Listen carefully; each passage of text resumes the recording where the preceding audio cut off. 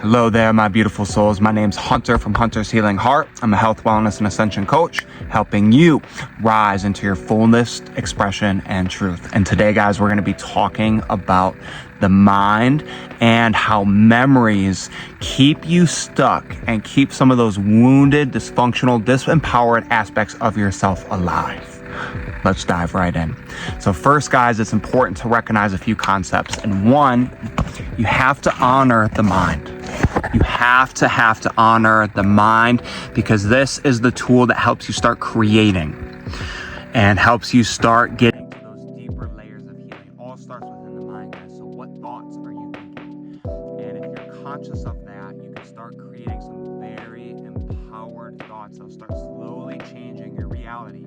But you have to be present. You have to be here and in the now. And there are times, guys, when you want to go to the past, right? And this is for reflection. See and embrace who you are and what you would do different with the knowledge, the insight, and the wisdom that comes up, that self-reflection. And you have to have that on this journey, guys, because you're never going to get it perfect. You're operating with the best that you can, but there's always ways you can improve and step into your fullness, into your expression. And by you reflecting, you're getting those lessons and then visualize it differently. So when that opportunity happens again, you'll be ready and you will take action and really honor that moment.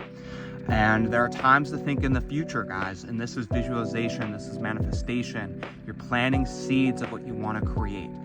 This is powerful too, to honor the visions that you have, create the fullest empowering standard or vision that you have, and that way it gives you something to work towards. It gives you something that you're stepping into, and the more that you fully embrace it, by default, everything's going to start rising. Your standards, your edges, and where you're currently at. So it's a part of the process.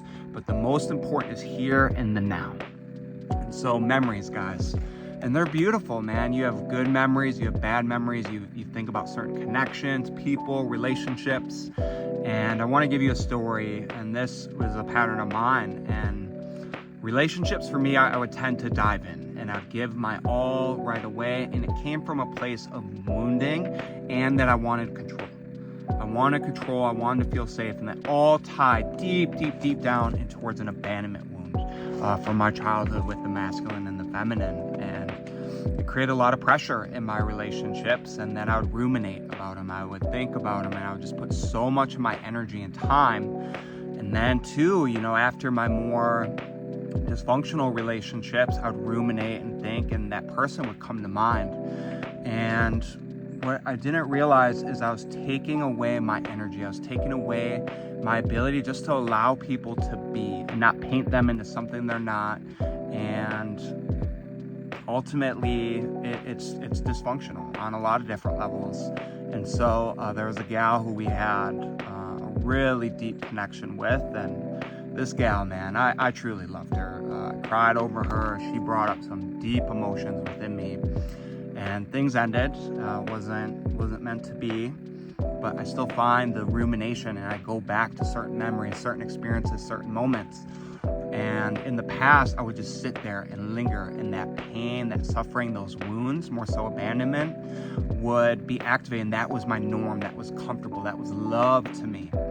And so after all the work that I've done in the experiences, what happens, guys, is it's wasted energy. And by you going back to those moments in terms of the thoughts, the beliefs that are associated with it, I'm not good enough, abandonment, it could be various emotions, love, fear, sadness, they're all intertwined. And when you think about that and those systems become alive, you're keeping that wounded aspect of yourself alive.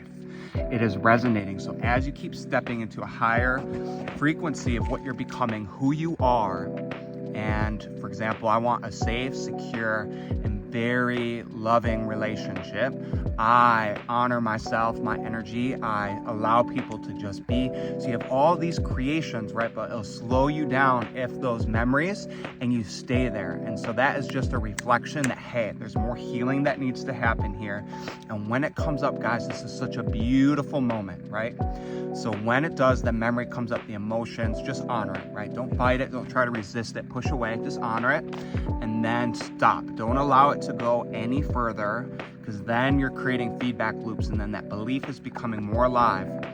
And what needs to happen, guys, is you have to give yourself forgiveness. You have to give yourself forgiveness in that moment, because we typically think, oh, I could have done this better and I should have said this, and all those are beautiful, but that's a trauma response. You don't need to be perfect. You're gonna make mistakes, and that is part of the human experience, and a lot of growth and insight comes from there, but you don't need to stay in that moment. So just forgive yourself. Breathe fully into the body and just say, I forgive you, I forgive you, I forgive you. Feel it, feel it. Give that person that of yourself and that wounding exactly what it needs. And this next part, guys, is crucial. You have to love yourself. Love yourself. You did the best you could with what you knew, and it might not be the most impactful and powerful now, but it was exactly what you needed in that moment to be successful. And then this next part, guys, and this is the hard part. That person, they triggered certain things within you, and it's uncomfortable, it's painful. You have to forgive them as well. You can't hold on to resentment. You can't hold on to ill will, because that is such a disempowering energy, and it's taking away from your creation, from your now. So just forgive them. You could verbally say that, you could send energy to them, however your process is, but then you have to love them too, guys. No matter what they did to you, it could be the most traumatic, brutal, frightening thing that they have ever done, and if you could still love them through that, that is going to allow you to move on. And the time frame, guys, it totally depends on a lot of variables, your own wiring, your systems in your body, how deep your connection was. But the more that you forgive yourself, the more that you love yourself, and the more you do that for the other person, and the quicker you catch it, that pattern of yours is going to start to break. It's going to start to fall off, right? And so that is one piece of the puzzle, right?